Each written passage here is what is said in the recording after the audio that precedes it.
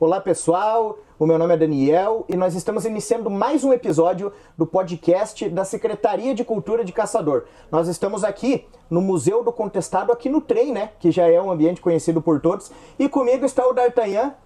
Tudo bem, D'Artagnan? É o D'Artagnan Boaventura, caçadorense, e vai contar uma história muito incrível aí de uma experiência, ou melhor, várias experiências, né?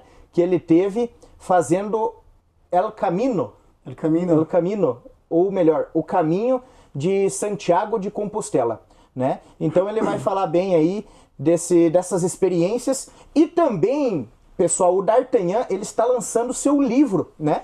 É o livro Santiago de Compostela, um caminho iniciático. Olha só, bacana, um trabalho pessoal, independente. Isso. E aqui ele tem, pessoal, ele narra todas as experiências dele, ó, com fotos. A gente já vai ver melhor isso daí.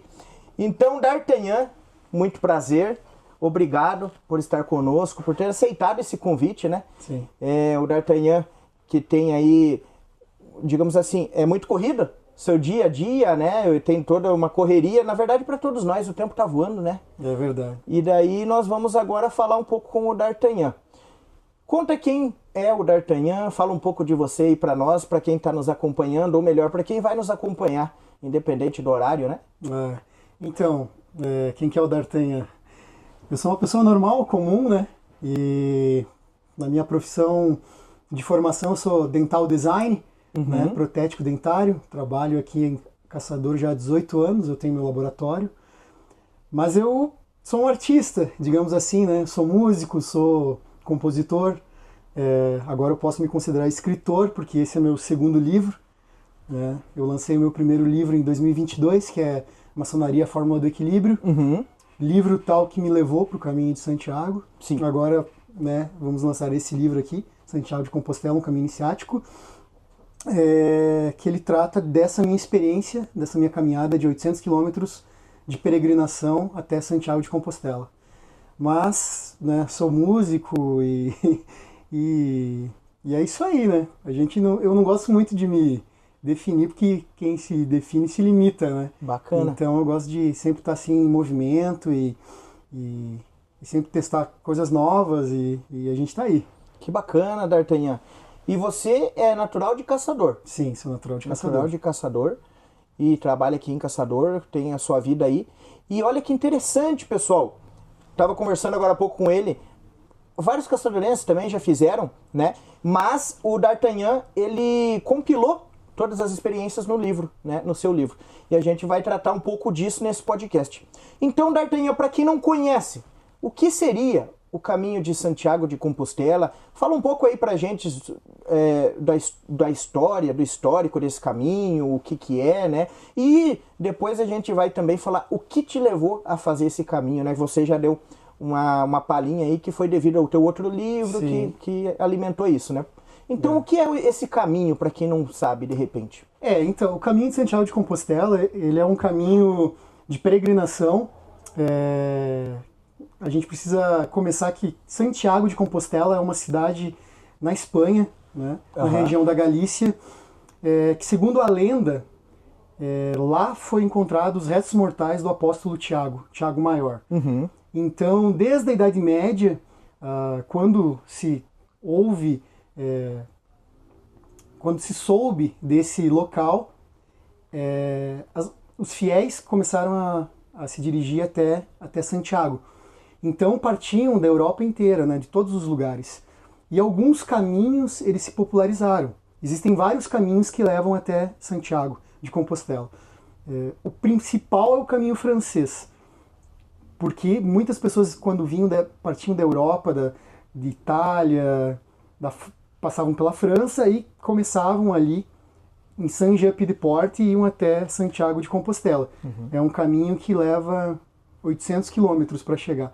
Mas existe o caminho português, que é um caminho que é uma média de 300 quilômetros, caminho primitivo, existem vários caminhos, todos trazendo, porque na Idade Média os peregrinos, os fiéis, eles partiam até chegar lá. Então, tinham peregrinos que partiam de Roma, tinham peregrinos que partiam de mais longe ainda, saíam da Alemanha. Ele é um caminho predominantemente católico, cristão. digamos, no seu começo, na sua formação, ele é um caminho cristão. Reza a lenda que o apóstolo Tiago, quando ele saiu, quando Jesus pediu que os apóstolos partissem para pregar o evangelho, Sim. ele veio para essa região. Então ele pregou nessa região da Galícia e depois ele retornou. Quando ele morreu, ele já tinha deixado para os seus discípulos que ele gostaria de ser enterrado lá. Então, para não perderem o corpo dele, os seus discípulos trouxeram e esconderam ele nessa região que está. Passado um tempo, muitos anos, foi encontrado uma gruta com os restos mortais. Existem várias lendas, Compostela quer dizer campo de estrelas. Uhum. Existe uma lenda que avistaram uma chuva de estrelas e quando foram lá nesse local, encontraram a gruta. Existem várias lendas, mas o que se sabe é isso. Então, desde que aconteceu isso, então começou essa peregrinação da Europa inteira. E hoje do mundo inteiro. Né? Hoje as pessoas partem do mundo inteiro para chegar ao irmão Tiago. Que bacana. Então, pelo que você falou, existem alguns caminhos e você fez um deles que é o de 800 quilômetros? Isso, eu fiz o caminho francês. Caminho francês. Isso, o caminho de 800 quilômetros. Que bacana. E você está lançando o seu livro relacionado às suas experiências. E o que você pode contar um pouco? É claro, dá uma palhinha, né? O pessoal também pode estar adquirindo o seu livro, né? E o que você pode trazer um pouquinho para deixar para o pessoal, assim, dar um gostinho de quero mais, né? Do que se trata realmente, assim, o seu livro? Pelo que eu vi, eu já li um pouco, não é exatamente um diário de viagem. Isso. Né? Ele tem outras experiências pessoais, né? O que seria cada experiência pessoal, mais ou menos? Cada peregrino, ele tem essas experiências? O que você consegue falar um pouco do seu livro? O que acontece? Então a gente precisa, né, entender um pouquinho. Uhum. Como eu falei, o caminho, ele é um caminho de fé, na sua maioria. Predominantemente católico, cristão, mas hoje em dia muitas pessoas fazem por N motivos. Ainda é muito movido pela fé, porque geralmente você parte de catedral a catedral. Cada cidade que você sai, ele inicia e termina numa igreja, numa catedral.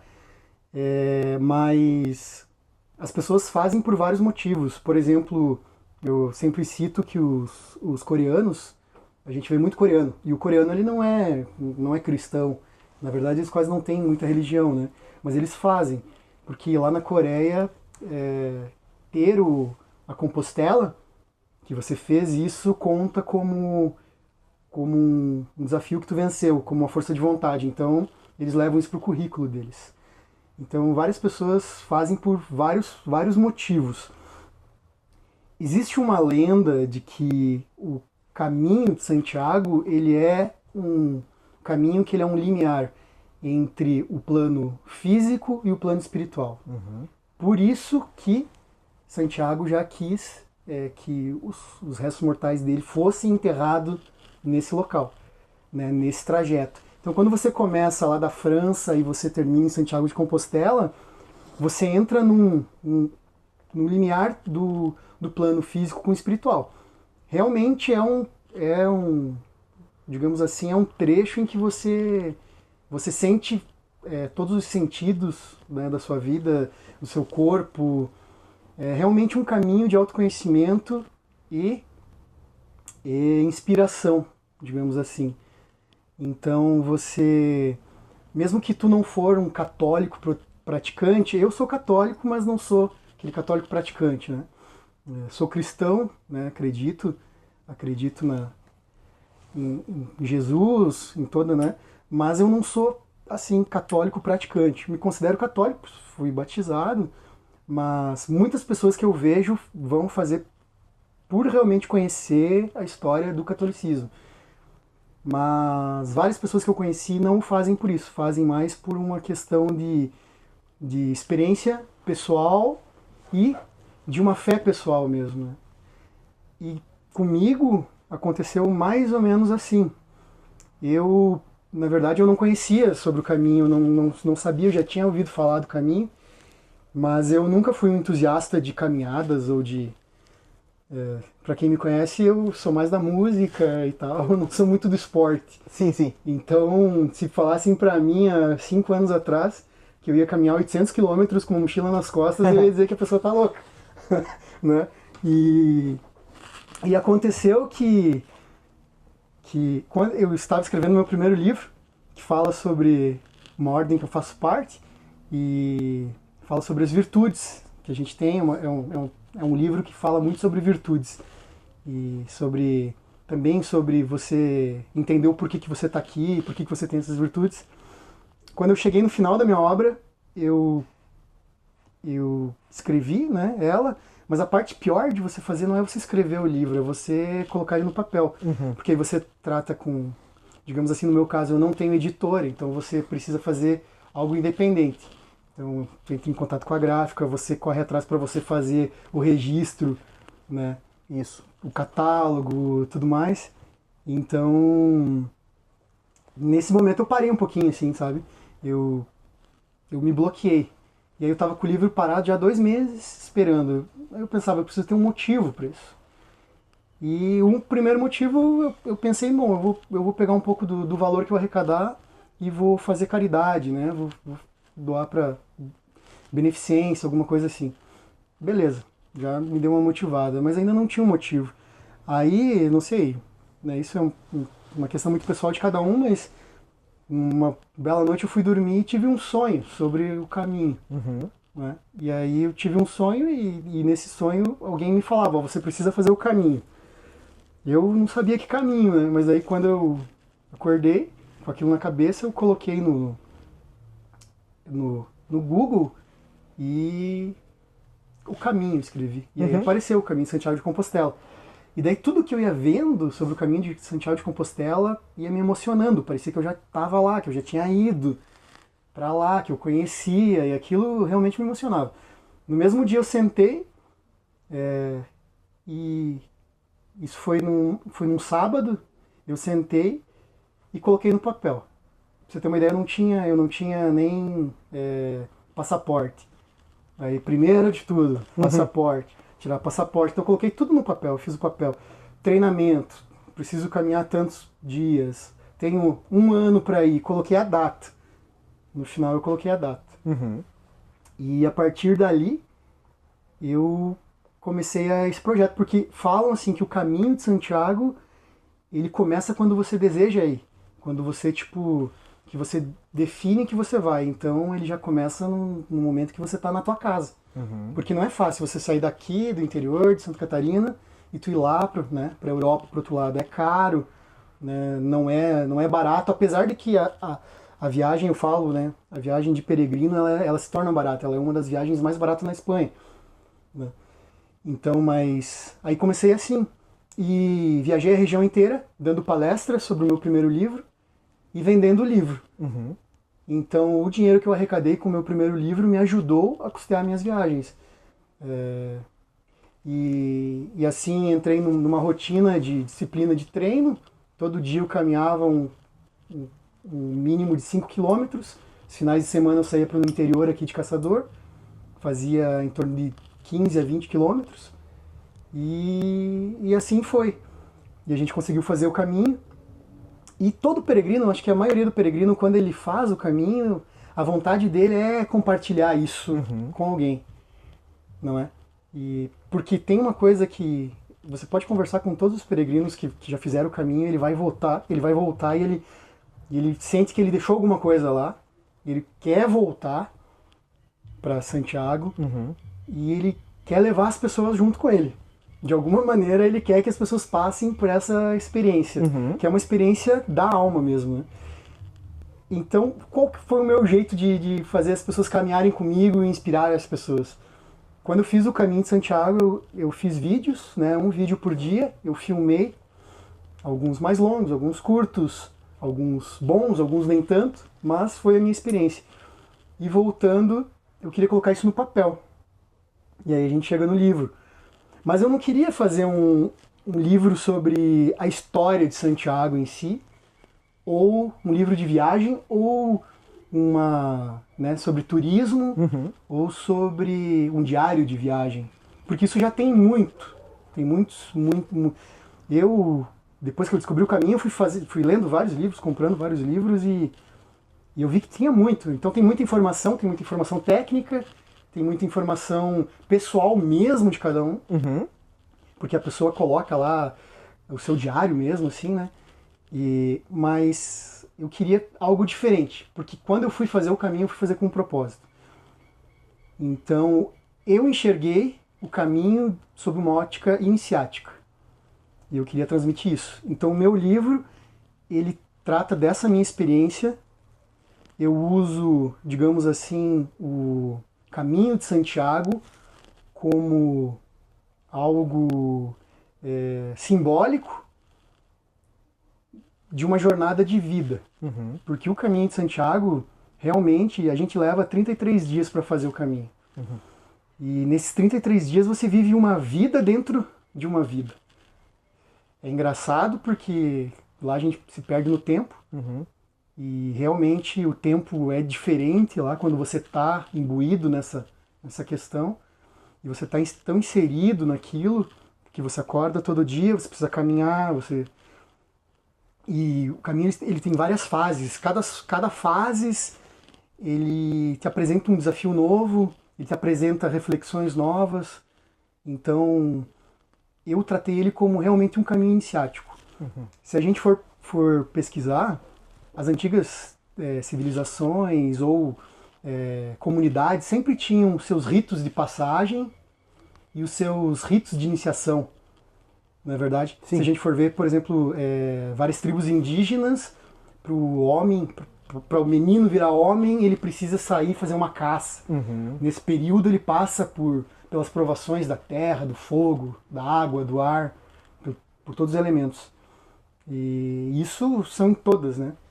E na vida também, mesmo que você não faça parte, por exemplo, se a gente tem hoje uma vida urbana normal e moderna, mas a gente passa por ritos iniciáticos, né, na nossa vida. Quando você começa a estudar, você vai para a faculdade, até você se preparar, você vai passando por isso. Lá no final, quando a gente chega, eu estou com 40 anos de idade, sou jovem ainda, mas eu já vejo tanto que eu passei, né? E a gente vê que a gente passa mesmo por esses períodos. E dentro do Caminho de Santiago você passa por essa tua vida em 33 dias. Várias fases. Várias fases. Para mim escrever isso, né, o meu livro, ele trata da minha experiência, mas eu uso, digamos, como se fosse um personagem. Um personagem que ele está sendo iniciado em uma ordem, e dentro disso ele vai passando por essas fases, por essas provações, por essas dores, por essas descobertas, não é? E para no final ele encontrar o que ele estava buscando. No meu caso do livro é a pedra filosofal ou a luz do conhecimento, a luz da verdade, ou a luz interior, de repente, que a pessoa perde durante o caminho da vida, não é? Então muitas pessoas vão realmente buscar isso. E dentro desse digamos assim, nessa fenda no tempo que você está lá fazendo, você consegue, se você tiver a sensibilidade, você consegue sentir tudo isso. E muitas pessoas sentem isso. Você encontra pessoas que parece que você já conheceu em outras vidas. Você faz amizades com pessoas que parece que você nunca viu na vida. Mas você cria-se um vínculo. Isso é provado porque não aconteceu só comigo. Eu vejo com várias outras pessoas. A gente, né, tô em grupos de peregrinos aqui da cidade, caçador mesmo. E a gente vê que realmente é uma experiência única na vida. Você pode fazer várias vezes, vários caminhos. Cada caminho vai ser um diferente do outro. Então, no meu livro, eu trato mais ou menos dessa maneira, assim, como um rito iniciático, um rito de passagem, buscando uma luz, buscando um autoconhecimento, a pedra filosofal que os alquimistas tanto buscavam, não é verdade? Que é aquilo que, de repente, ou buscando Deus. Então você pode buscar várias coisas. E é mais ou menos assim que eu trato no livro. Que interessante. Olha só, pessoal. realmente uma jornada, Sim, né? uma Jornada com várias fases, como o D'Artagnan falou. E ele foi descrevendo isso. Também muito interessante, pessoal, que o D'Artagnan fez um canal no YouTube para estar postando, né? Todos esses vídeos. Eu vi lá na playlist, são em torno de 27 vídeos. 27 vídeos, né? Que o D'Artagnan foi postando. E lá ele descreve, é bem interessante. Digamos assim, é uma série, né? Uma série. É uma série para você assistir e acompanhar. A gente vai deixar depois o link também. Qual que é o nome do seu canal lá? É A Fórmula do Equilíbrio. A Fórmula do Equilíbrio. Tá? Se você quiser já procurar, pessoal, A Fórmula do Equilíbrio. E o D'Artagnan ali, ele foi... realmente ele juntou o digital, né, com o físico. Então ele publicou o livro dele e também tem os vídeos lá, né? Toda a parte digital. E D'Artagnan, eu também vi os seus vídeos. Ali no primeiro, você obviamente narra, né, todo esse início, né, dessa jornada sua. E quais foram os desafios ali iniciais? Você já falou aqui pra gente, já vou deixar você ficar com a palavra. Você falou aqui que você teve todo um preparo. Na verdade, o caminho começa bem antes disso, você, né? Então ele já começa antes, lá na tua casa, na tua decisão. E você já teve um preparo, se preparou cerca de um ano antes, né? Fez exercícios e tal. Mas lá na hora, quais foram as dificuldades que o D'Artagnan enfrentou? Beleza, tô aqui. Nossa, mas agora, primeiro dia, eu achei que ia ser uma coisa, eu achei que ia ser outra. Olha só que interessante, olha isso, olha aquilo. O que você pode falar pra gente desse início lá? Sim. Então o início começa antes do início, digamos, dos desafios. Porque, como eu falei, eu nunca fui muito de esportes, mas... E para piorar, um ano antes, eu tive um problema de hérnia de disco lombar.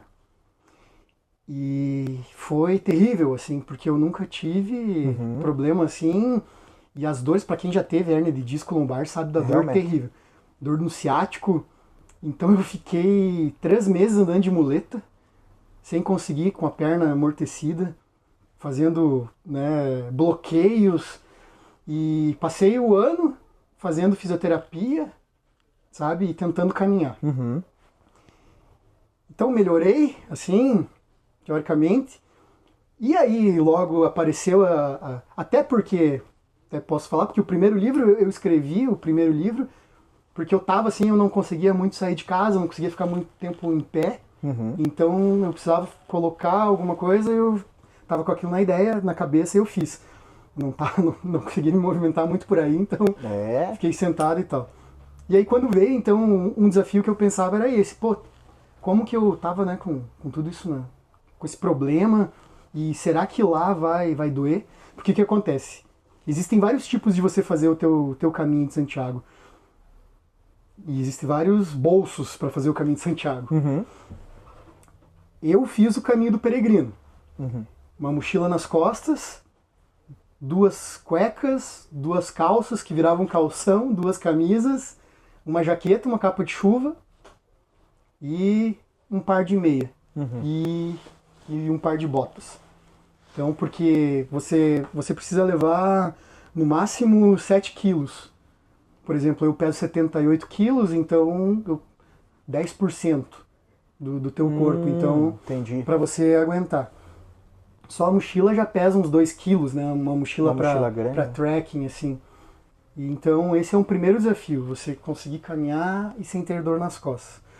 O segundo desafio é você perder a tua, vamos dizer assim, a tua comodidade, né? Porque dependendo de quanto você tem no bolso, você pode ficar em albergues particulares. No meu caso, eu fiquei no começo, até o meio do caminho, eu fiquei em albergues paroquiais e municipais. Porque aí você vai pagar 8 euros, uma média de 8 euros, de 6 a 8 euros, e você fica no albergue. Então, nesse albergue, os banheiros são compartilhados, os quartos são compartilhados. Por exemplo, em Pamplona, quando eu fiquei em Pamplona, eu fiquei era um antigo convento, tinham 200 beliches. Nossa! Então, 400 pessoas. Porque muita gente faz esse caminho. Então, às vezes você está sozinho num trecho, mas de repente tem um monte de pessoas caminhando contigo. Tem horas que... E também existe uma coisa que o europeu, ele vai para lá para caminhar, então às vezes ele pega eu acho bonito de Pamplona a Logrônio. E eu tenho um final de semana para fazer isso. Então tem trechos do caminho que são mais cheios. Porque as pessoas elas vão e fazem pouco, né? Então, vai lá, caminho final de semana, uma parcela, pega e daí vai no outro. Mas e aí começa assim, então você já sair do teu conforto e você ir dormir num albergue com um monte de gente que você nunca viu na vida, cultura diferente, não é verdade? E vamos falar, né? O pessoal roncando, chulé, porque às vezes você pega gente que já tá vindo, igual quando eu comecei em Saint-Jean-Pied-de-Port, tinha gente que tinha saído de outro lugar, de Vencelai, por exemplo, na França. Tem pessoas que fazem 1000 e poucos quilômetros, tem pessoas que vão e voltam. Eu tinha 30 dias para ir e voltar. Então, e aí esse é um dos primeiros desafios, é o conforto. Você perde o teu conforto, a privacidade. Eu conheço pessoas que não se colocariam a isso, né? Mas e depois é o físico, porque você caminhar, os trechos do caminho eles dão em torno de 25 km a 30 km, uma média. Vamos colocar uma média de 30 km por dia. 30 km por dia? Por dia, uma média. Tem dias que tu vai fazer 15 km, mas esses 15 km eles são piores do que os 30, porque lá o caminho não é um carreiro. Por exemplo, você passa por montanhas, por vales, por asfalto, por terra, por lama, por rio. Tem vários lugares que é meio perigoso, até você tem que se cuidar. E o primeiro de tudo são os Pirineus, porque quando você sai de Saint-Jean-Pied-de-Port, que é na França, você cruza a cordilheira de montanhas que faz a divisa, né, da França com a Espanha. Sim. E são os Pirineus. E vamos dizer assim, a Serra do Rio do Rastro 4 vezes, assim. Nossa! Quando você acha que terminou, parece outra montanha. Inclusive no meu livro eu trato o primeiro capítulo, que são os Pirineus, eu chamo dos gigantes, que você precisa vencer os gigantes. Você precisa vencer os gigantes, porque eles são como gigantes, mas você já está morto, cansado, você acha que de repente você faz uma curva aqui e aparece outro. Quando você acha que você subiu no céu, já realmente, nos meus vídeos aparece, está no meio das nuvens, assim, mas tem mais. E aí, então o primeiro desafio é esse. E se eu posso já dar um gancho, assim, o caminho de Santiago, todo mundo fala que ele é dividido em algumas etapas, tanto físicas como espirituais.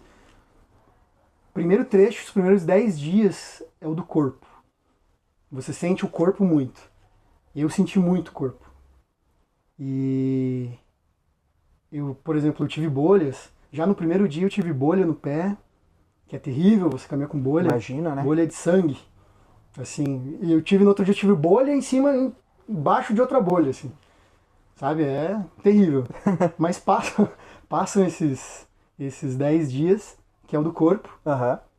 Você chega na região das mesetas, que as pessoas chamam que é um deserto, é o umbral do caminho. Esse é o trajeto da alma, ou da mente. É engraçado, porque a maioria das pessoas, as pessoas sofrem os primeiros 10 dias e não desistem. Quando elas chegam nas mesetas, que elas já estão cansadas e tudo, mas elas acabam desistindo. As pessoas brigam, casais se separam, porque ali é um lugar que você enfrenta os demônios mesmo. E se você venceu as mesetas e você vai para os próximos 10 dias, você entra no do espírito. Aí você começa a se encontrar, você já não quer mais chegar, você não quer parar mais de caminhar. Então é um momento daí de reflexão e de encontro consigo mesmo, de acordo, né, ou paz com a alma. Então é mais ou menos isso. E o meu maior desafio realmente foram os pés mesmo. Assim. Olha só que interessante, então, o que você falou. São vários trajetos, de repente alguém pode pensar, eu tenho uma parte física muito avantajada, eu vou conseguir. Não é só o físico, né, pessoal? Olha só que interessante o que ele falou. São partes, né, onde mexe também no emocional, na parte mental, né? E é muito interessante isso. Várias frases também, eu acompanhei bastante ali o que você falou ali no YouTube, né? Que você colocou os teus vídeos, várias frases impactantes ali. E você foi colocando algumas frases. Por exemplo, uma aqui, bem-aventurado és o peregrino, né? Uma frase bem interessante aí. Qual parte dessa frase ressoou bastante em você? Que você ficou refletindo assim, realmente que era algo que você deveria estar ali naquele local. Ou seja, agora falando do D'Artagnan em si, assim, interior, o que o caminho representou nessa parte, assim, para você? Você já passou que é mais uma mudança, uma iniciação, né? Sim. E nessa parte que foi difícil quando você estava refletindo sobre isso, você estava numa parte difícil do caminho? Na verdade, esse que tu leu é um trecho da oração do peregrino. E essa oração, ela veio para mim numa das piores fases mesmo, que para mim, realmente, para mim, um dos piores foi, como tu falou, o começo foi a parte física. Uhum. Porque é aquela parte que você cansa, mas você não quer desistir. Tem pessoas que fazem o caminho inteiro e não tem uma bolha, não sentem nada. E tem pessoas que sentem. Já. Eu senti, não sei, de repente pelo equipamento que eu tava, mas a gente chegou em deixa eu ver se eu acho aqui. Isso aí foi bem em Puente la Reina. Uhum. Foi aqui em Puente la Reina. Em Puente la Reina, o que acontece? Lá você pode ir sozinho, você nunca vai estar sozinho. E a gente conheceu pessoas, brasileiros, italianos, e você acaba fazendo um grupo. Porque você está caminhando dia por dia e você vê aquelas pessoas. Você acaba trocando ideia, conversando. E a gente estava com um grupo e eu estava saindo de Pamplona. Naquele meu vídeo eu não sabia se eu ia conseguir chegar, porque eu estava... pra gente chegar em Pamplona, as bolhas já estavam... Porque você precisa furar as bolhas, né? Uhum. E quando eu furei, e quando a gente, nesse dia, nessa caminhada para Pamplona, choveu muito. E a gente pisou em água de rio e infeccionou meu pé. Eu não conseguia nem subir nos beliches, assim. E no outro dia, quando eu saí de Pamplona, eu falei pro pessoal, olha, pode ir na frente, eu vou aqui atrás. Se eu não conseguir, eu pego um ônibus, não sei. A ideia é você caminhar, mas você também precisa entender que há momentos de caminhar e há momentos de parar, de descansar. Você não pode forçar. Mas eu fui indo, fui refletindo, pensando. E eu já estava morrendo quando a gente estava chegando em Puente la Reina. E o pessoal falou, olha, ali em cima tem uma igrejinha, uma ermida, que é muito antiga, ela é de 1300. Nossa. Então, você veja, é mais antiga que o Brasil. Com certeza. Então, e ali quem mora ali são 4 freiras,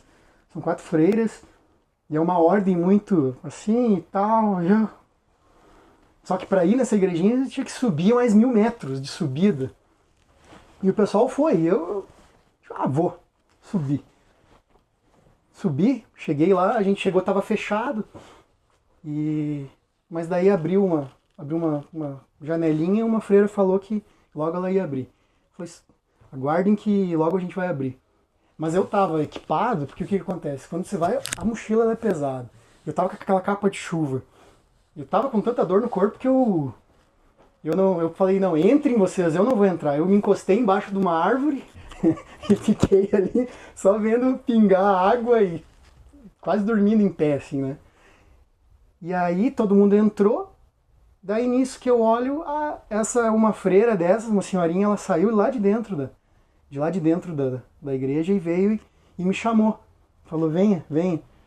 E eu falei, não, né, graças. E ela falou, venha, falou assim pra mim. E aí eu vim, eu fui, ela mandou. Eu fui, entrei, ela falou, me ajudou a tirar, tirei a jaqueta, né, tirei tudo ali, a capa de chuva, a mochila, desequipei inteiro. E ela veio e me...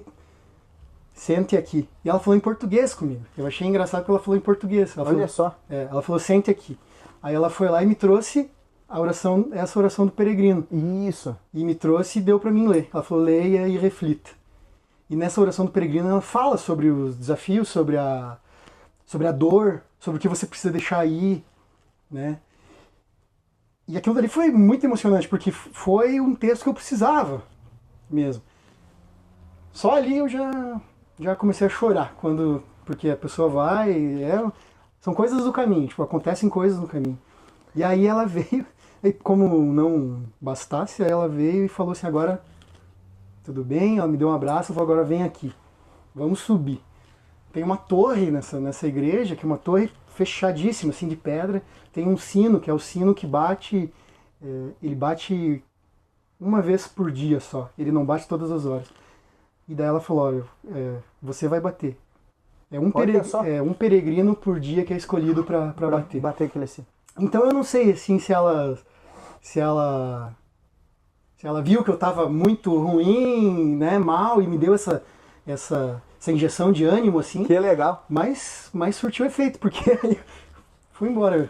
Parece que depois daquilo as bolhas começaram a secar e não senti mais. Você sente dor, não tem como dizer que você não sente dor, mas o incômodo passou. O incômodo passou. Que interessante. E eu vi também no seu livro ali que você falou... Teve algum momento que você pensou, não dá mais. Agora eu não vou conseguir. Como na nossa vida, né? Você explicou ali no começo.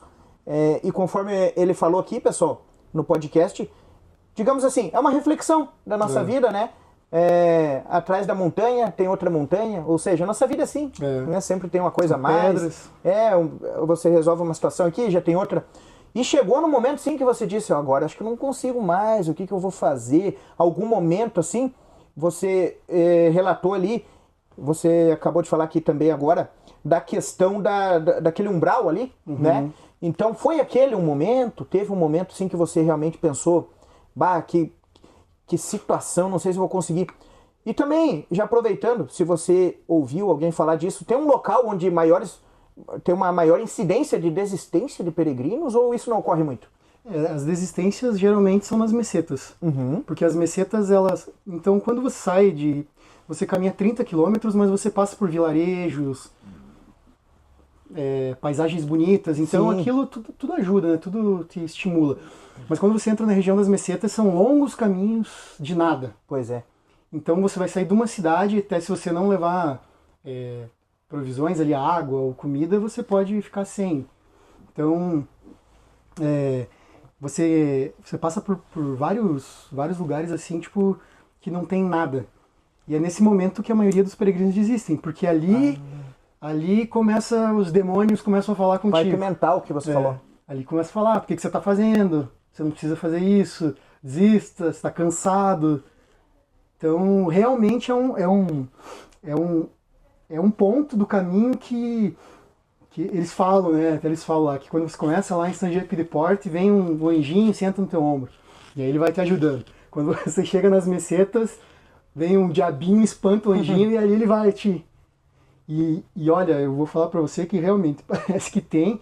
Inclusive eu trato no livro, eu uso metáforas no livro pra falar essas coisas, né? Eu uso figuras e metáforas. Mas tudo que eu falo aqui, tipo assim, tem um significado. Não é coisa que eu inventei. Foram realmente experiências que eu tive, mas de repente eu usei como, por exemplo, os gigantes. Uma figura de linguagem. Uma figura de linguagem, né? Símbolos. E é engraçado que uma coisa, quando você entra nas mesetas, os corvos, eles vão te acompanhando. Lá tem corvo, igual de filme mesmo, assim. E você vai caminhando, eles vão nos postes de luz, te agorando, gritando, te incomodando, que dá vontade de tu... Que realmente é um umbral, assim, é um lugar pesado. Eu pra te falar a verdade, pra desistir, assim, eu não pensei... O meu medo era físico mesmo, sabe? Era de eu não conseguir terminar por problema físico, porque eu conheço amigos que tentaram ir, assim, depois, né, a gente fica conhecendo pessoas, e é engraçado, porque depois que você vai no caminho, você entra numa ordem de peregrinos, assim, pessoas que às vezes quiseram fazer muito rápido, se machucaram o joelho, aí não conseguem ir mesmo, machucaram a perna, e o meu medo era o físico. Quando eu cheguei na parte das mesetas, pra mim foi um momento de bastante reflexão mesmo em resolver problemas, assim, sabe? De você pensar mesmo o que o que você está fazendo da tua vida, se você está fazendo a coisa certa, se você fez a coisa certa.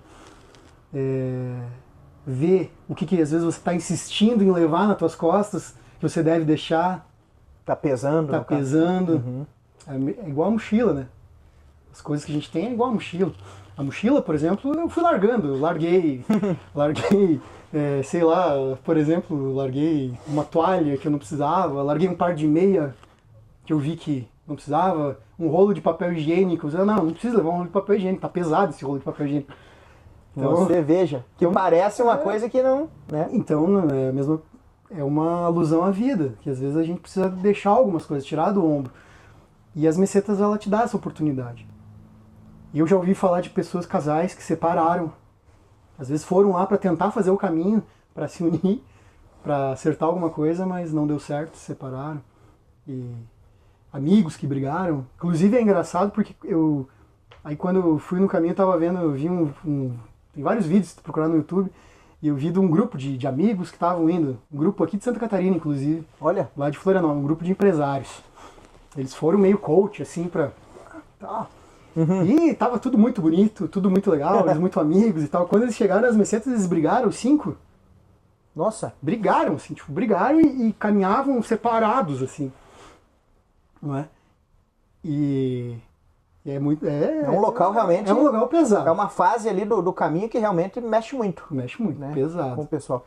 Não é só o físico. Olha só que interessante, pessoal. Não é só o físico, né? Não. Que muitos pensam, é só caminhar. Realmente tem também toda a parte de reflexão, né? A parte mental, né? Inclusive, como não é o físico, porque a maioria do pessoal do caminho, que você não vê muito jovem. Tem jovens, mas os jovens você vai encontrar mais no final do caminho. Mas muitas pessoas mais de idade, de, vamos dizer, 50, 60, 70.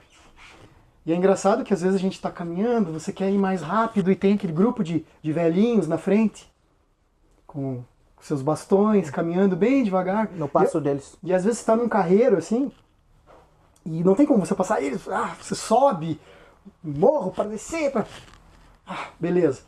E aí lá na frente você tá morto, você para. Eles vêm e continuam. E constância. E a maioria das vezes eles chegam na cidade antes que você. Chega no albergue, eles já estão de banho tomado. Então por isso que eu digo, o caminho de Santiago, ele é como a vida. O que a mente comanda, o corpo faz. Né? E se você tiver uma mente forte, teu corpo vai ser forte. Não que você vá ser forte de músculos, mas você vai achar estratégias que você consiga. Se de repente o trecho de hoje é 25 km, mas eu não consigo fazer 25 km, minha mente vai me alertar e dizer, não, faz só 10. Deixa agora os outros 10 para lá, porque depois... Interessante. E depois... o caminho é realmente um paradoxo da vida, porque realmente é mente, corpo, mas o principal de tudo é espírito. Porque se você não está com o teu espírito alinhado, a tua mente, a gente não é o que a gente pensa. Começa por aí. Então, né, o observador, observado, toda aquela história lá. E então, se a gente consegue observar os nossos pensamentos, quer dizer que existe uma coisa maior que comanda. E não é o observado que vai ser comandado pelo observador ou o observador que vai. Se a gente pensa e a gente consegue refletir sobre os nossos pensamentos, mas existe uma coisa maior, eu acredito, por exemplo, que é o espírito. Se você está com um espírito tranquilo, tua mente vai estar tranquila e o teu corpo vai estar são. Então, quando você consegue passar todo esse caminho, você entra que eu falei antes ali, tu entra numa parte mais espiritual mesmo. Bacana. Bacana mesmo. Olha só, pessoal, que interessante. O D'Artagnan Boaventura, caçadorense aí da nossa terra, que fez esse trajeto e é realmente uma experiência, né? Várias experiências, né? Que ele está trazendo aí pra gente, para você assistir aí na sua casa e acompanhar aí as experiências dele. D'Artagnan, você trouxe aqui digamos assim, um quadro, né? Isso. Que ele retrata um mapa do caminho, né? Eu acho que a gente vai conseguir mostrar para o pessoal que está assistindo, talvez. Vamos ver se a gente consegue, com muita calma, colocar ele aqui. Pessoal, ali tá pegando bem lá. Tá. Você consegue mostrar, assim, brevemente o que significa esses, digamos, quase passaportes aqui, né? O que são esses passaportes, o que é cada parte desse mapa aqui? Você consegue passar para nós isso? Então, o peregrino, para ele... O que acontece? Quando tu começa a fazer o caminho de Santiago, independente de onde você partir, tem pessoas que partem do meio. Para você conseguir a Compostela, que é o que vai comprovar que tu fez o caminho, quando tu chega lá na Catedral de Santiago, você precisa fazer no mínimo 100 quilômetros. Então muitas pessoas partem mais perto. Ah, entendi. Eu fiz o caminho francês completo. O total, 800 Mas se eu fizer 100 quilômetros já... conseguiria. É uma caminhada aí de 4, 5 dias, já conseguiria. Para provar isso, você precisa ter o passaporte, né? Aqui. Do peregrino. Então, tu começa lá em Saint-Jean, por exemplo, que foi onde eu comecei. Que é na França? Que é na França. E aí, todo lugar que tu chega, tu pega o carimbo. Um mínimo de 2 carimbos por dia precisa ter. Então, para dizer que você não pulou nenhum trecho, eles só dão o carimbo se eles verem que você tá mesmo de mochila, que você é peregrino, que você fica no albergue, Sim. ou que você chega num restaurante, você pega um menu peregrino para comer. Quando você chega no final, você chega lá na catedral e vai na oficina do peregrino. Sim. Você sai da oficina do peregrino e chega na oficina do peregrino lá. E aí eles te dão a Compostela. Que é o certificado. Que é o certificado. E também você consegue o certificado de quantos quilômetros você caminhou. Esse é meio controverso, porque são 800 quilômetros, mas a gente caminha mais, porque daí você entra na cidade, então aquela média de 30 você pode jogar para 40, porque você chega numa cidade grande, por exemplo, como Burgos, que é uma cidade bonita, você não consegue ficar só nessa cidade, né? Você quer andar, você quer conhecer, mas então acaba fazendo muito mais quilômetro. O meu deu 799 quilômetros. Perdi 1 quilômetro aí na conta, mas, né, ficou dentro. Tem pessoas que saíram mais, 840 quilômetros, por exemplo. Olha. Que às vezes a pessoa sai daqui, vem, aí tu vai até aqui, mas daí, segue essa estradinha aqui que ali tem uma igreja bonita pra você conhecer. Histórico, alguma Vai coisa. lá, não sei o que, tem uma lenda e tal. Então aqui, esse é um caminho, um mapa que eu trouxe de lá, que ele parte daqui, né, então ele vem mostrando todas as cidades que eu cruzei. No norte da Espanha, né? A maioria do trajeto, né? Começa ali, né, Navarra, Países Bascos. Isso. Passa toda essa região. Que legal. Eu conheci metade da Espanha a pé, praticamente. Olha só. Um pedaço a pé.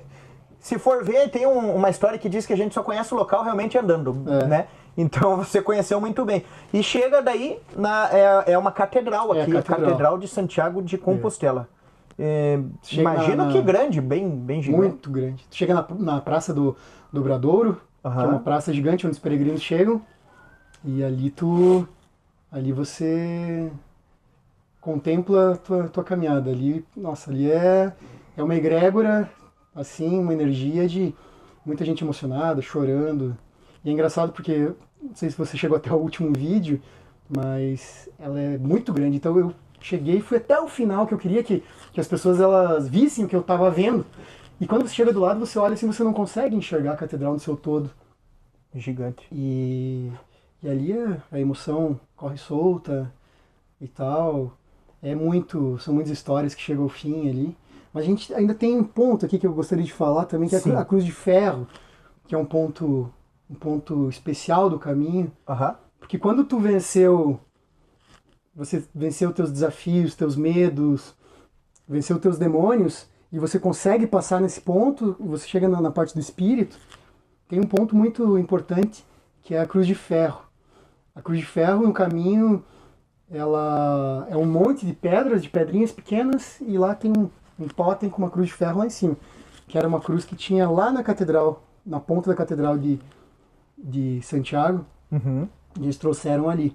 Porque nesse ponto os peregrinos também, quando estavam construindo reza a lenda, conta, né, a tradição que os peregrinos traziam pedras para depositar para ajudar na construção da catedral. E muitos depositavam aqui, porque às vezes eles não conseguiam carregar até lá, então eles deixavam ali, naquele ponto, para que se algum tivesse vindo sem pedra, pegasse e levasse.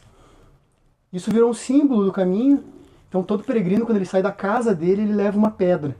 Eu saí daqui de Caçador, eu levei uma pedrinha. Sim. E já trouxe essa tradição tem. Trouxe uma pedra daqui. E essa pedra você leva ela consigo porque ela é um peso, né? Muitas pessoas usam essa pedra como um símbolo de alguma dor, alguma coisa que ela quer deixar passar, algum ente que já morreu, alguma promessa. Eu levei como gratidão a pedra. Eu levei uma pedra como gratidão, realmente, por tudo que eu consegui, pelo que eu passei, porque falando assim, vamos baixar aqui? Isso aí, já dá pra gente abaixar aqui. Então, porque o que acontece? As pessoas elas levam a pedra por vários motivos, né? Eu levei realmente assim por gratidão, porque pra mim, não gosto muito de falar assim da minha história, mas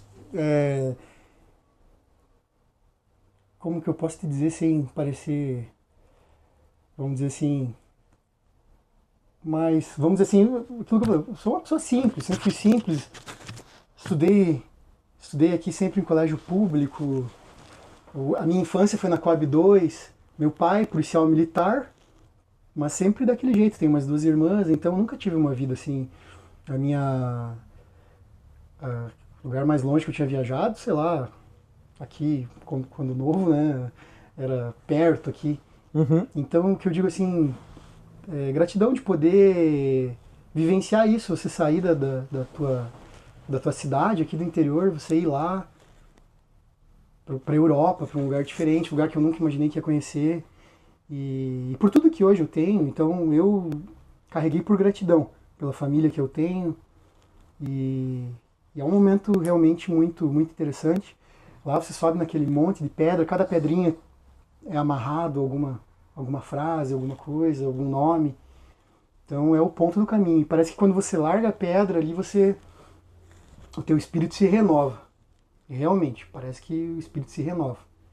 E até nos meus vídeos eu tenho um vídeo especial sobre esse ponto.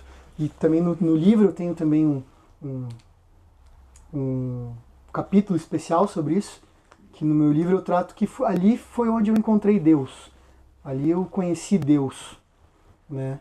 Deus, para mim, não é um homem de barba que está lá em cima. Respeito quem acredita em qualquer outro jeito, mas eu acho que Deus, ele está em cada um de nós. Deus é a fagulha, aquela centelha divina que a gente tem e que a gente consegue fazer o que quiser se a gente tiver vontade, porque Deus deu pra gente essa força de vontade. Basta a gente trabalhar esse fogo que tem dentro, essa luz, deixar essa luz aparecer. Então, nesse ponto aqui da Cruz de Ferro, um ponto alto assim do caminho. Realmente bem interessante, né? Essa questão de levar uma pedra para cada um tem um significado, né? E daí deposita lá essa pedra. Deposita lá. Imagino que tenha, ali pelo vídeo eu vi que realmente tem bastante pedra, né? É um monte, né? Um morro de pedras mesmo. Mas ali toda aquela região, né? Deve ser... Tudo é pedrinha. Tudo pedrinha, né? E falando nessa questão, D'Artagnan, de toda essa simbologia, eu vi que você trouxe também mais alguns objetos aqui que eu queria que você mostrasse pra gente aqui. Por exemplo, essa concha aqui, né? O que seria essa concha aqui? Você pode falar pra gente? A concha... Essa é uma concha que eu trouxe lá de Santiago. A concha ela é o símbolo do peregrino. Todo peregrino, quando ele vai fazer o caminho de Santiago, isso lá na Idade Média, eles carregavam uma concha. Uma concha. E é porque ela indicava que aquela pessoa era peregrino, ela estava indo a Santiago. Um sinal. Um sinal. Existem vários, digamos assim, vários significados para a concha. Alguns dizem que... Vamos começar do primeiro. O primeiro era porque o peregrino levava a concha para beber água. Para beber água durante o caminho. Mas outras tradições também dizem que a concha ela tem todas as suas estrias, porque todos os caminhos levam a Santiago. Se você for ver, Interessante mesmo. Uhum. ela é um símbolo de que não importa de que lado do mundo você parta, mas todos os caminhos levam a Santiago. Um outro símbolo e um exemplo também é porque a concha, né, uma concha de vieira, ela é fechada, e dentro dessa concha a gente encontra a pérola. A gente tem uma pérola dentro dessa concha, né? Todas essas conchas, não todas, mas a maioria das conchas, quando lá do Mar da Galícia, ela tem uma pérola. E, né, a vieira, né, a concha, dentro ela é um ser vivo. E a pérola, para ela conseguir transformar em pérola, é areia. São partículas de areia que entram dentro. E essas areias, ela machuca esse ser vivo que tem aqui dentro. Então, e mesmo machucando, ela consegue transformar numa pérola, que é uma pedra, né, uma pedra preciosa muito bonita. Então é um outro símbolo, né, alusão assim de que o caminho você precisa passar por tudo isso, você precisa passar pelas provações, pelo sofrimento, para lá no final Interessante. você conseguir a tua pedra filosofal, você vê o melhor de ti. Como na vida, como tu falou, a gente vai passando pelo caminho, vai retirando as nossas pedras, algumas pedras entram no sapato, machucam, lá na frente você tira para lá tu terminar teu caminho. Então, olha, o caminho de Santiago realmente eu falo assim para quem puder, quem tiver a oportunidade de fazer o caminho, faz, porque é pra vida mesmo, assim, sabe? É pra vida, e eu vejo que muitos peregrinos que voltam, todos... Eu conheci um amigo lá, o Tom, um goiano, príncipe de Goiás, e ele era o quarto caminho dele.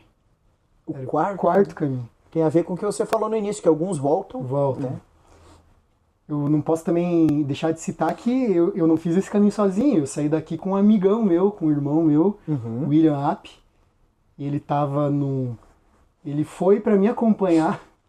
A intenção dele era ir para me acompanhar, porque eu ia sozinho e é meio estranho quando, né, você vai sair daqui, vai para Europa, vai 12 horas de voo, porque lá você chega em Madrid, de Madrid você precisa pegar um trem para Pamplona, de Pamplona você pega um ônibus para Saint-Jean-Pied-de-Port, para França.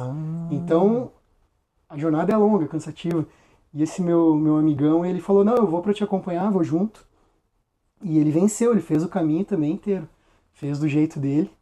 E cada um com um propósito, ele estava com o propósito dele, eu estava com o meu. A gente conheceu também uma outra pessoa lá, a Rúbia, que é uma gaúcha aqui de Nova Bassano, que foi a mesma coisa que encontrar uma irmã, uma pessoa, uma amiga muito querida de muitos anos, que eu nunca vi na vida e que ali...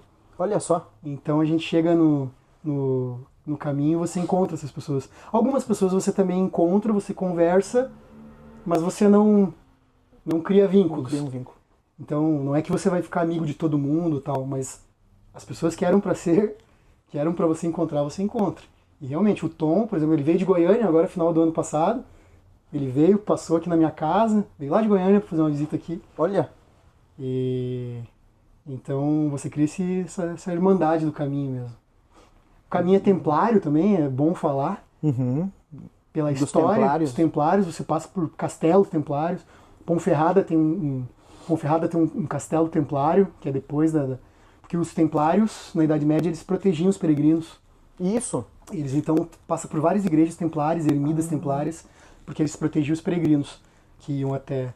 que era o trabalho, né, dos cavaleiros templários. Para mim é um outro significado também, pela ordem que eu faço parte, que lá eu vi onde esses meus irmãos antepassados de ordem, eles estavam, onde eles viveram, onde eles morreram, vi túmulos de cavaleiros templários. León, por exemplo, León aqui na Espanha, León é considerado o último templário da Espanha, foi León. Tem uma catedral linda, gigante. Então, o caminho de Santiago, ele é cultura, ele é história, ele é fé, é espiritualidade. Interessante. É tudo isso aí. Interessante. E também tem aqui o que você falou que é o Compostela, o certificado. Isso. Não é mesmo? Escrito em latim. Em latim. Isso. E daí consta o teu nome ali, consta o nome dele, pessoal. Vamos ver se a gente consegue trazer um pouco mais para frente aqui. Consta o nome dele ali e um carimbo, né? E uma assinatura. Então, o que é esse certificado? Como que você ganha no final, No né? final. O que você falou. E aproveitando essa parte, esse gancho já do final, já vamos falar um pouquinho mais do certificado. Tem aqui, parece que é o Tiago, né? O apóstolo que leva esse caminho, leva o nome, né? E como que foi essa parte final, né? Depois de passar por tudo isso, todos esses dias, chegar, vislumbrar, né? Como você disse ali, teve uma hora que dava vontade de continuar, não dava vontade de parar, né? Sim. E como que foi, agora você falou do início, falou um pouco do meio, e agora do fim, né? Dessa parte final. Tudo tem início, meio e fim, e como é que é essa questão? De chegar lá no final do caminho e ver, nossa, cheguei, né? Tô aqui, imagino que uma mistura de sentimentos, né? Você, no último vídeo lá, você expressa, né? Sim. Mas conta um pouquinho pra nós aqui, agora, o que o D'Artagnan sentiu lá naquela hora. O final ele é meio conturbado, porque o que acontece? Você, nos últimos 100 quilômetros, como eu falei, muitas pessoas fazem os últimos 100 quilômetros para conseguir a Compostela. Então os últimos 100 quilômetros é uma semaninha, digamos. Então, quem mora perto, muitas pessoas da própria Espanha ou da Europa, em geral, elas vão e fazem esses últimos 100 quilômetros. Às vezes para tirar umas férias ou passar um... E aí quando você já saiu daqui e você chegou até lá, você já passou por tudo isso, o caminho ele acaba ficando meio conturbado, porque é muita gente caminhando, é bastante gente no caminho. Você tá lá com as botas já todas rasgadas, calo, com as roupas desgastadas, sujas, todo queimado do sol, bronzeado, e as pessoas estão lá de tênis novo, caminhando, faceira, Então, feliz. lá, Você já tá naquele momento de introspecção, assim. Não é criticar, né? Sim, cada um faz seu cada um caminho, tá mas é um ponto assim que realmente o pessoal falava, eu via muito relato assim, e que realmente pega. Porque você tá concluindo o teu ciclo e você tá tentando ainda entender Digerindo aquilo, ali. diria aquilo e tem aquilo. Então, mas o primeiro dia assim desses últimos 100 quilômetros você te dá esse baque, o primeiro, segundo dia, mas depois aí você lembra de uma coisa, que também para você não precisa chegar rápido. Você já está chegando. Então, o que acontece? Geralmente, aqui a gente começava a caminhar às 5h30 da manhã. Começa a caminhar ainda no escuro, para quando bater 1h da tarde, você já está chegando no teu lugar, né? No teu destino. Ali não, como a gente podia ir mais devagar, a gente já estava mais, digamos assim, fazendo parte do caminho. Mais contemplativo. A gente saía tarde. Já saía lá 9, 10 horas da manhã, aí o caminho ficava mais tranquilo. E é aquela coisa, parece que você tá chegando, mas você não quer chegar. Você para mais, porque você sabe que no outro dia de repente não vai ter, e dá 2 passos para trás, 1 para frente, às vezes é melhor voltar. É uma sensação realmente de querer, mas não querer chegar. Porque ansiou tanto por aquilo? Por aquilo, né? Só que o caminho, porque como falam, né? Caminante não hay camino, se hace camino a andar. Então, Santiago é uma parte só. Pode ser o destino, mas ele não é o caminho, né? Você faz o caminho. Então, se você entende isso como um caminho que você fez, Santiago é só mais um marco. Como uma cruz de ferro, ou como uma catedral de Burgos, entende? Mas realmente, quando você passa por isso e quando você chega na catedral, aí você entra num estado contemplativo, assim. Pensa tudo aquilo que você viveu, tudo aquilo que você realmente conseguiu ultrapassar. E o sentimento é muito estranho, porque é um sentimento de alegria, mas também de tristeza, porque logo ali depois tu vai voltar pra cá, tua vida vai voltar ao normal, você vai ser um né, um peregrino longe de Santiago. E realmente, quando volta, você volta, todo mundo fala que quem faz o caminho volta diferente, e realmente volta diferente. Você se sente deslocado, pelo menos pra mim e pra muitas pessoas que eu conheço. Eu tô falando, é uma coisa boa até eu falar, assim, eu esqueci de falar, mas eu tô descrevendo o meu caminho. Uhum. Tem pessoas que, de repente, tudo que eu tô falando aqui não faz sentido nenhum. Ah, fez o caminho e... Do mesmo jeito, abrindo um parênteses aqui, lá no meio do caminho a gente encontrou um brasileiro. Ele viu que a gente era brasileiro e ele veio e nós estávamos sentados num restaurante no meio do caminho.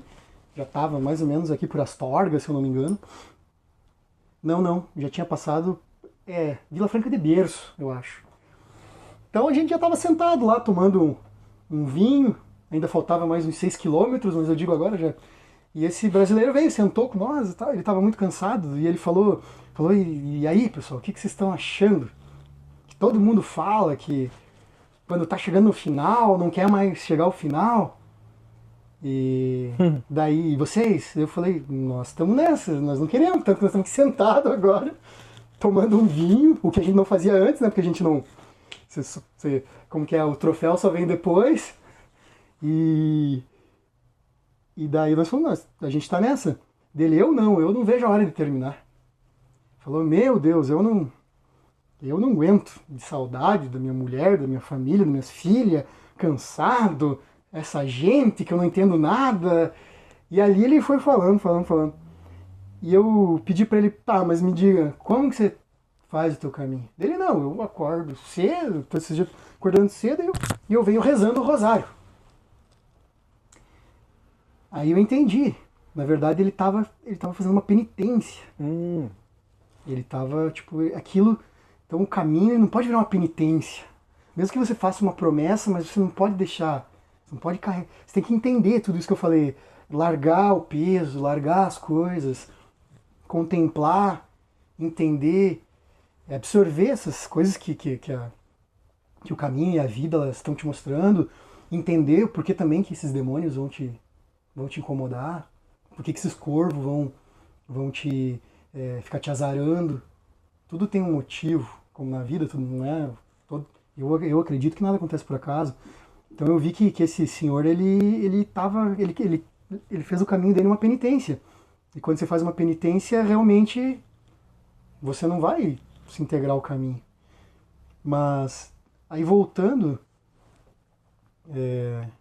Eu vou falar agora como que foi quando eu cheguei aqui, de volta, mas ainda o meu caminho ele não terminou aqui, ainda eu fui até um pouco mais para frente ainda. Uhum. Mas quando a gente volta meio deslocado, meio perdido. Eu não sei se é porque o fuso horário muda, e por exemplo, eu tenho 18 anos no meu laboratório, eu nunca tirei 30 dias de férias. Para quem sabe, quem trabalha assim por conta, e na minha área de saúde odontológica, a gente não consegue, você para entre Natal e Ano Novo, então o máximo que eu tirei foi 15 dias. E ainda meio aqui, meio indo trabalhar, meio aquela coisa, né? E então a primeira coisa é assim, é um romper, né? Rompe-se um rito.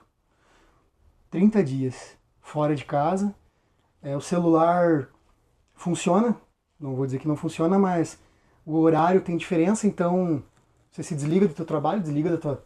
Você consegue falar, mas quando já estão indo meio dormir, você está acordando, estão indo meio dormir, aquela coisa, né, assim e tal. E então você deixa os problemas mesmo, e você acaba conseguindo fazer uma higiene mental, limpando as coisas. E então quando você volta, você ainda tá naquela, né? E lá, o que você vai fazer no outro dia? Você tem que levantar, calçar as botas e caminhar. Então, aí você volta, tua rotina começa, você tá naquele... Sinceramente, eu fiquei acho que um mês meio perdido, assim, revendo as coisas. Aí você vai voltando. Aí esse meu amigo Tom, ele falei com ele, Tom, é normal isso, cara? Ele falou, é normal, isso aí é... Falou, daqui a pouco você vai ver que a coisa vai indo, aí você vai começar a sentir a saudade e a contemplação.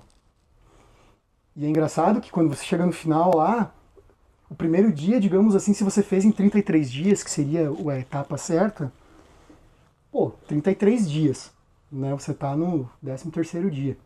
a memória ela é para tá, digamos, fresca. Mas não, parece que fez 30 anos. Cada dia no caminho é como se fosse um ano de vida. E realmente, ainda bem que eu filmei tudo, eu escrevi até para ter essa experiência do livro, porque muita coisa eu tive que parar, quando você viu o vídeo, muita coisa eu tinha esquecido. Muita coisa que aconteceu, né? A Lúlia ali, por exemplo, me mostrou um vídeo, ela falou, nossa, esse vídeo eu achei legal aqui. E que tava o cara tocando violão do meio do nada, tem uma pessoa, acontece as coisas no caminho. Você tá lá cansado, e aí no meio do nada aparece uma freira que faz aquilo, ou um senhor tocando violão que está emocionando todo mundo, uma pessoa lá no meio do mato tocando uma gaita de fole, ou também pelo meio do caminho, quando você está nos lugares que não tem muito lugar para comer, tem lá um oásis, tem voluntários que vão lá e colocam comida, bebida, frutas, um lugar para você descansar, que você pode chegar e comer de graça. Se você quiser, você deixa um donativo. Eles vão pegar aquele donativo, vão comprar coisas e vão trazer ele para outro dia. Então, um próprio... tudo isso que você vai valorizando, né? Por exemplo, eu fiz o caminho, a gente fez... A maioria do caminho a gente ficou em albergues públicos. Mas quando a gente juntou esse grupo, a gente, poxa, nós já estamos 20 dias caminhando aqui, né? O que tu acha de a gente pegar um albergue privativo, ainda um albergue, mas um albergue privativo com um pouco mais de conforto? Porque aí em 4, a gente consegue rachar um quarto, e aí se a gente iria pagar 8 euros, a gente paga 10 euros, 2 euros a mais. Mas aí tem um banheiro particular. Então você não tem ideia do prazer que é quando você pega uma toalha, tipo, uma toalha de banho boa, e você abraça aquela toalha. Ou que você pode tomar um banho num chuveiro quente, bom, assim, porque lá o chuveiro dos albergues, então, eles precisam economizar. Então, tem banheiro que tem que apertar, desce a água, e tem gente pra entrar, então tu não consegue tomar aquele banho, assim. Então, isso é outra lição do caminho, para você valorizar as coisas também, valorizar o pequeno. Bacana. Né, valorizar o sofá. Então quando eu voltei, fiquei meio perdido assim, mas a gente começa a voltar. A vida normal vai voltando, aí você vai contemplando tudo aquilo que você passou, revendo, falando para os amigos, contando para as pessoas. Mas assim, na tradição, quando chega em Santiago, os peregrinos eles chegavam a Santiago de Compostela e eles seguiam até Fister ou Finisterre, que é no Mar da Galícia. Eles iam dar mais 100 quilômetros, até 100 e poucos quilômetros. Eles chegavam lá no mar, na Galícia, e tomavam um banho. Eles tomavam um banho lá, porque naquela época, na Idade Média, já não se tomava muito banho. E aí, então ainda no caminho era mais difícil. Então eles iam, eles queimavam as roupas que eles usaram no caminho, e tomavam um banho de mar, e aí voltavam. Muitos voltavam para suas casas.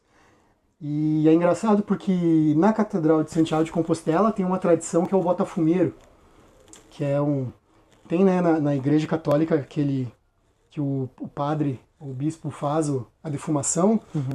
Lá o botafumeiro é gigante, é uma coisa assim que do tamanho desse vagão do trem aqui. E quando tem a missa do peregrino, eles colocam aquilo e balançam no meio da catedral. Precisa de 8 pessoas para balançar a corda para aquele botafumeiro defumar a catedral. Dizem que, na tradição diz que é por causa do cheiro dos peregrinos.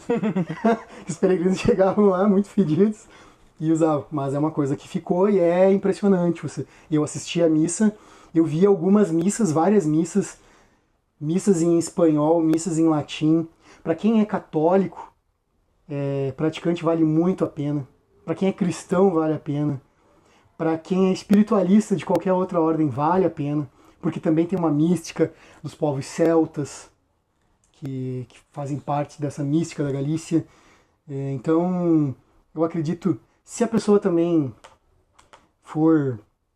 não tiver nenhuma crença, ela também pode fazer por uma crença própria, por um desafio físico. infelizmente eu acho que não vai sentir tudo isso que eu estou tentando passar para vocês. Uhum. Mas se a pessoa tiver uma fé, ela vai conseguir entender tudo isso. Vai entrar no paralelo 32 que tem, que é um paralelo que cruza. Vai seguir os peregrinos, muitos eles caminhavam à noite, né? Eles seguiam a Via Láctea.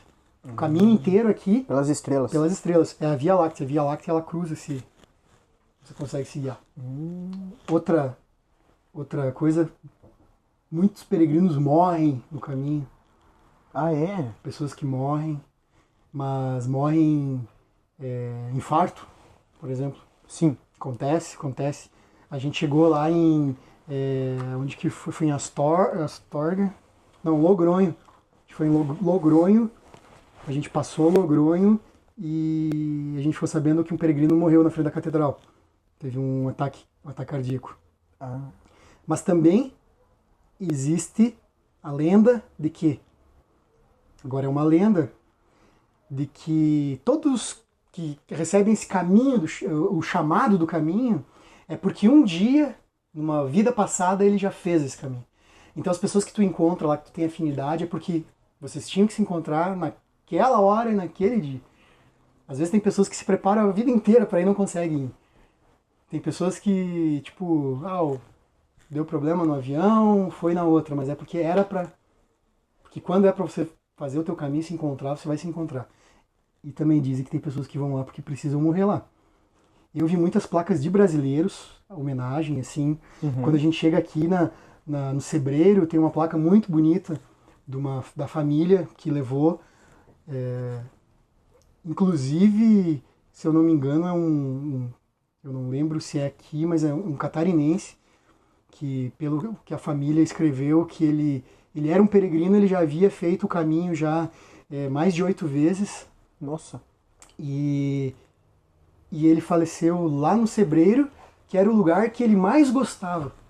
Era o lugar que tinha mais fotos. Tipo, que ele sempre lia, ele queria, porque o Sebreiro é uma vilazinha celta. Tudo é de pedra o caminho, mas aqui as pedras são mais rústicas, assim. E ele faleceu ali, e aí você vê como as coisas não são por acaso. Então a família dele... E é uma placa, e ali tem digamos assim, um relicário, e tem um pouco das cinzas dele lá. Então a família levou pra lá. Então você veja que não é à toa que a gente está aqui conversando sobre isso, não é à toa que muita gente faz o caminho. Hoje o caminho ele tem um boom, assim, porque muita gente faz por turismo. Às vezes as tradições estão se perdendo um pouco, mas eu fico feliz que mesmo que por turismo a pessoa vai fazer, mesmo que ela não tenha nenhuma crença, mas lá a crença e a fé vai estar sempre presente para ela. Eu acho que quando ela voltar para casa dela, ela vai aflorar alguma coisa. Mas assim, e vale a pena ressaltar pela história, algo que de repente eu devia ter falado lá no nosso começo da conversa, mas falando agora, o caminho, ele teve uma queda uma época no caminho, na procura pelo caminho. E quando o nosso escritor Paulo Coelho fez o livro O Diário de um Mago, que ele fez sobre o caminho, esse livro se tornou internacional e a busca pelo caminho voltou. Muita gente voltou a buscar o caminho porque leu o livro dele. Então tu veja que um brasileiro e realmente o Caminho de Santiago, para ele, mudou a vida dele. Ele conta, E é engraçado porque eu não tinha lido esse livro. Quando eu falava os amigos, vou fazer o Caminho de Santiago. Tu leu o livro, né? Você vai... Não li. Aí tanto que eu comprei depois o livro, sabe? Uhum. Cara, e é engraçado porque o Paulo Coelho ele não fez o caminho inteiro. Ele fez pedaço do caminho, ele fez um pedaço. Até porque na época não era tão amparado assim, não tinha tantos né? Um pouco mais rústico. Era mais rústico, não tinha tanto. E hoje tá bem, você pode ir tranquilo, mulher pode ir sozinha. Eu falei dos albergues que às vezes você dorme com 200 pessoas, mas o respeito é muito grande, né? O povo que tá lá para aquilo. A Europa em si, ali, essa região não é perigosa, você pode caminhar tranquilamente, pode acontecer um furto, alguma coisa, uma cidadezinha um pouco maior, mas é muito tranquilo mesmo. E os albergues que são mantidos pelas paróquias, pelos conventos, as oficinas de peregrinos são todos muito limpos, muito organizados, sabe? Eu não tenho reclamação nenhuma. Uma coisa boa também para quem é brasileiro, porque se você quiser, durante o percurso tem 4 albergues de brasileiros. Ah, tem. De brasileiros. De brasileiros. Eu fiquei em 3 albergues de brasileiros. E ali a gente daí come uma feijoada, come um arroz. Já mata a saudade. Mata a saudade, porque a comida lá é diferente um pouco. A comida é boa, mas é diferente. Né? Ele come muita batata com carne. Por exemplo, eu como arroz com feijão. Então tu não vai ter isso mais. E aí tu conversa com brasileiro, com gente. Quando você passa para a Galícia, é muito, muito engraçado, porque quando você entra na região da Galícia, a Galícia eles falam o galego. E o galego é uma mistura de espanhol com português. Uhum. Então a gente lê bem, entende super bem, sabe? O povo é mais... lembra nosso povo do litoral, assim. Então é mais ou menos assim. E o interessante é que, como você disse, é um caminho histórico, né? O que é quase 2000 anos, né? Teoricamente, da época às vezes mais, né? Bem mais. É porque assim, a gente tem que dividir em duas. Existe o que foi documentado, porque é a partir da Idade Média, quando a igreja, na verdade, lá quando é criada a religião católica. Começa já lá, quando a religião começa a buscar os mártires, né? A religião católica começa, então aí ela vai povoando. Mas a lenda agora, vamos falar assim, a lenda espiritual é de que Santiago já sabia, né? Jesus enviou ele para lá. Agora a gente pensando Jesus como um ser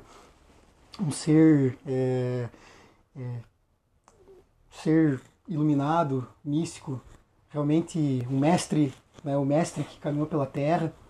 Ele sabia já desse lugar e ele enviou lá Santiago para lá. Porque dizem que essa linha ela já era conhecida já pelos povos, os povos mais antigos, os povos celtas, que vêm desde antes. E porque já sabiam da mística desse caminho. Falam que você caminhando tem regiões que você pode... O plano físico com o plano espiritual, eles se confundem. Às vezes você pode encontrar lá pessoas que de repente não estão aqui, já morreram.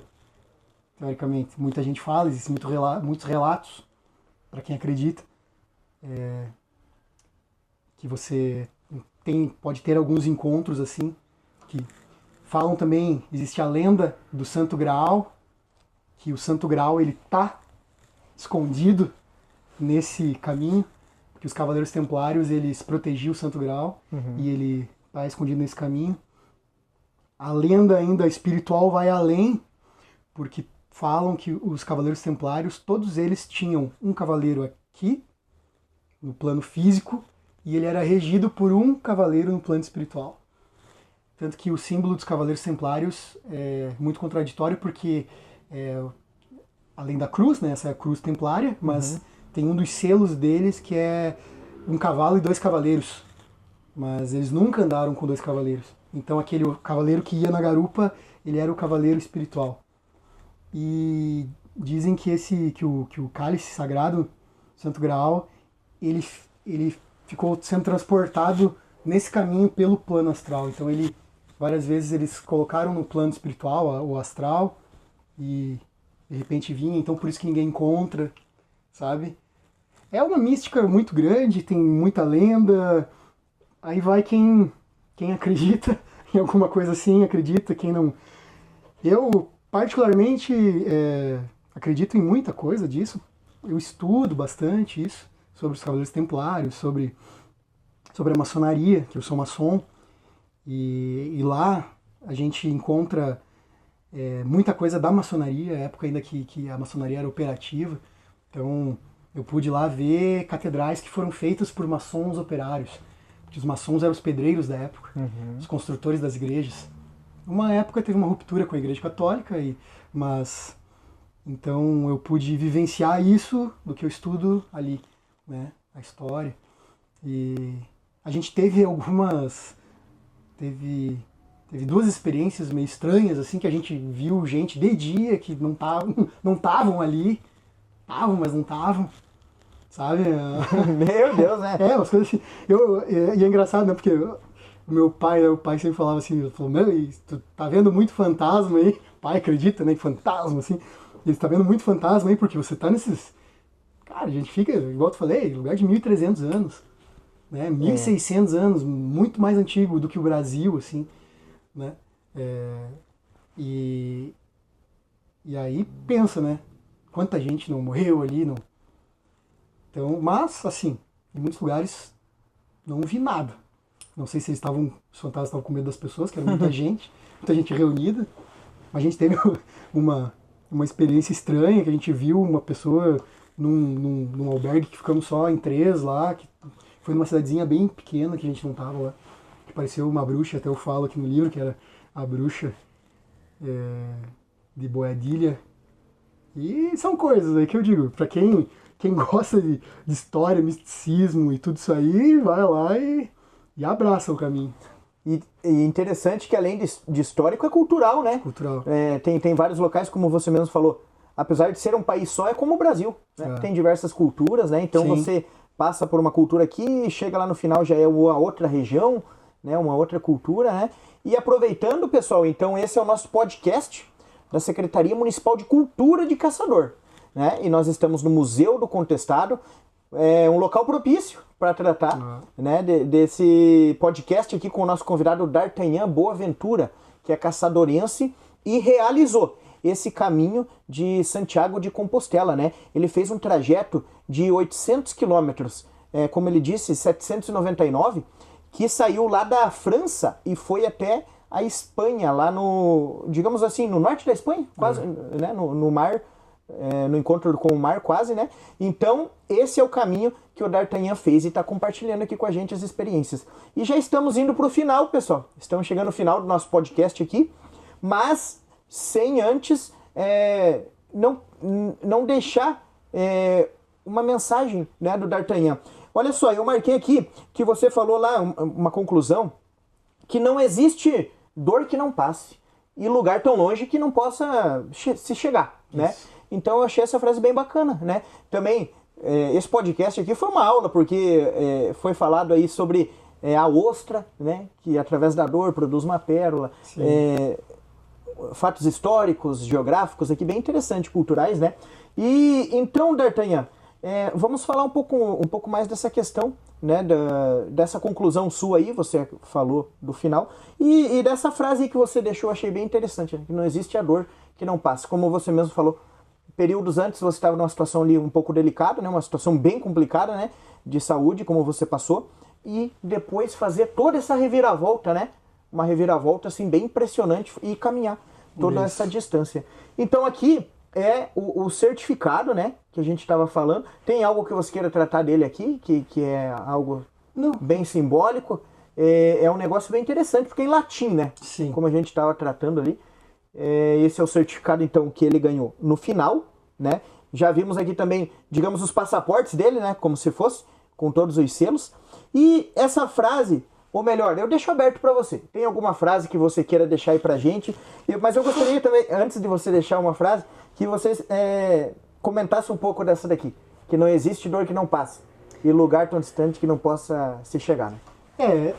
É aquilo que eu falei, né? Quando eu cheguei lá em Santiago, tem o último vídeo, eu fiz um vídeo sentado lá na Praça do Obradoiro, né? Com a catedral de plano de fundo, e eu mandei um recado para mim mesmo.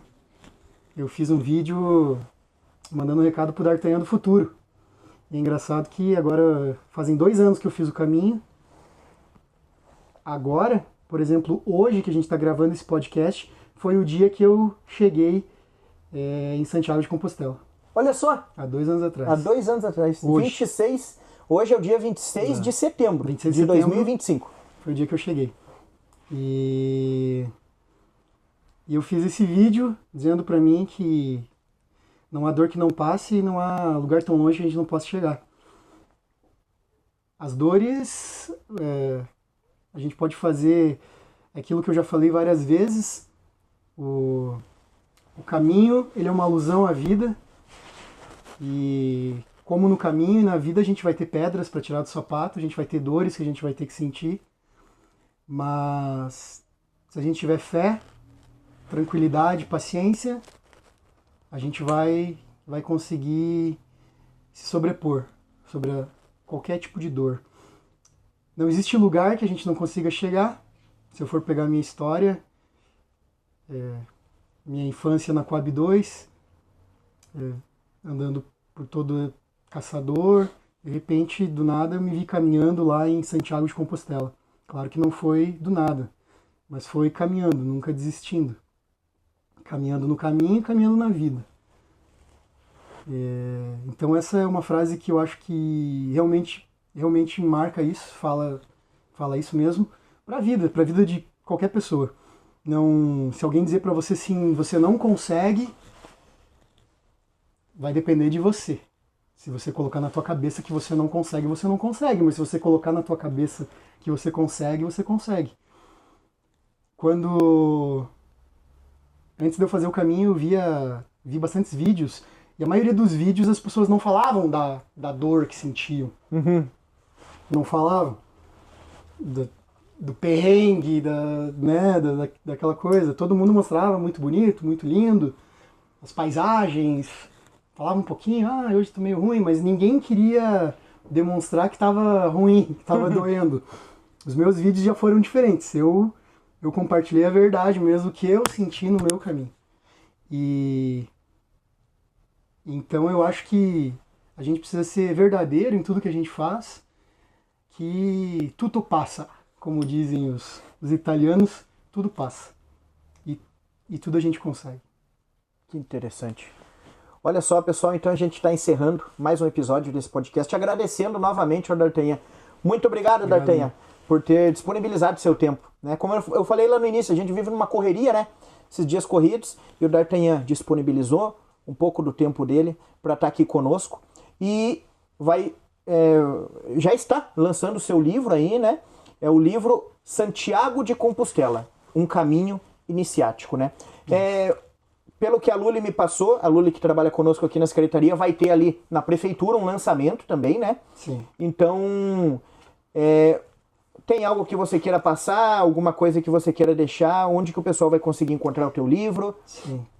Então, primeiramente eu gostaria de agradecer a Secretaria de Cultura, a Prefeitura de Caçador, agradecer a você.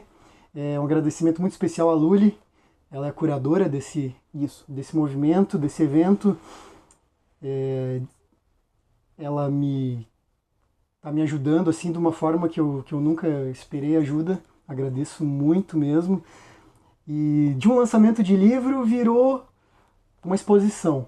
Então essa exposição itinerante ela vai passar por vários pontos de Caçador, começando na prefeitura, universidade, estação cultural, Casa da Cultura.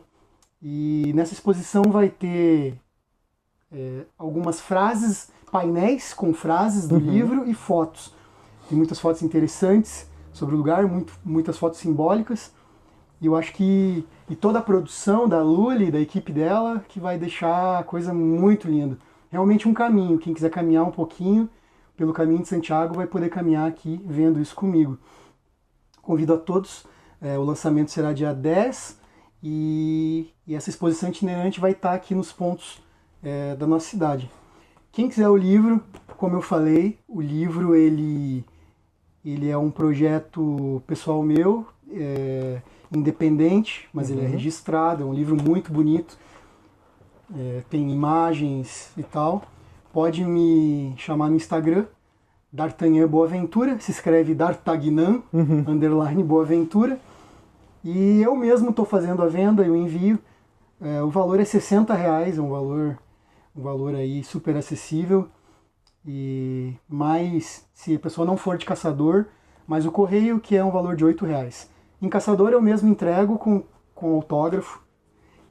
Olha só. E esse livro, como eu falei, quando a gente volta de Santiago a gente deixa um pedacinho lá. E eu deixei um pedacinho e a minha ideia é voltar lá ano que vem. Então eu começo agora essa tour vendendo o livro, o que eu consegui arrecadar aqui parte vai ser destinada para beneficência e parte vai ser para me ajudar a voltar para o caminho de Santiago e fazer mais uma vez o mesmo caminho.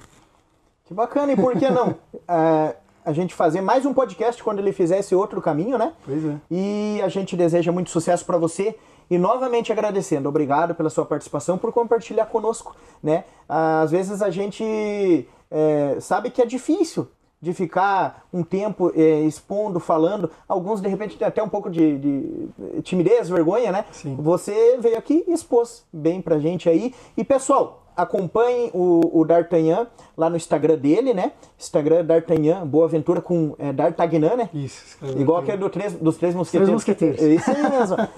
Então, acompanhem ele lá, tem o canal no YouTube dele, que é A Fórmula do Equilíbrio. A Fórmula do Equilíbrio.